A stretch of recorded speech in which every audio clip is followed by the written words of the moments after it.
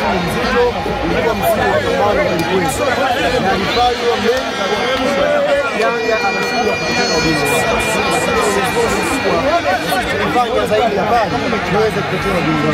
Hizi pointi ambazo wamefikisha Simba msimu huu ilikuwa ni msimu uliopita. Ngoja bana.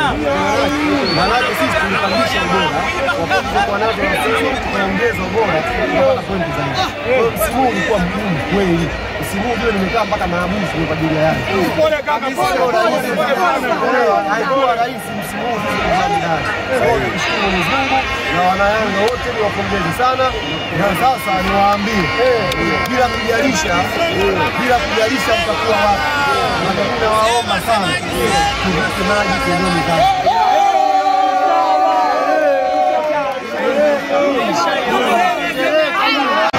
Leo mashabiki wa Tamani ambao mpaka mchana ulikuwa hawajua tiketi wanazo, na leo ni siku ya kazi, ni Jumatano, watu walikuwa wanafuta furaha.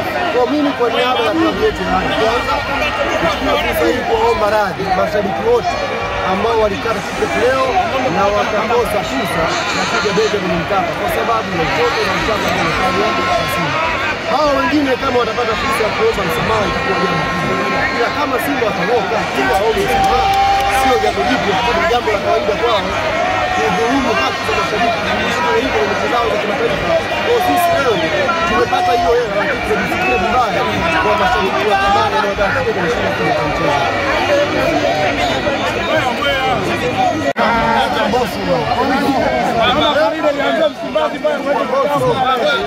Boss aliimba ujue. Tamani ya viola.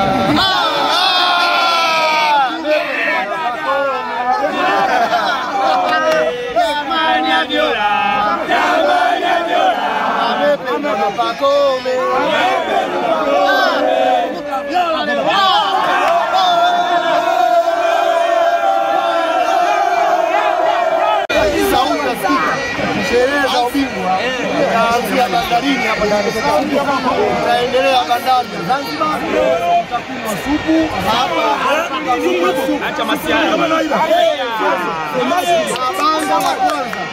Bango la kwanza na jumla ya matokeo haya matano itaonekana Zanzibar.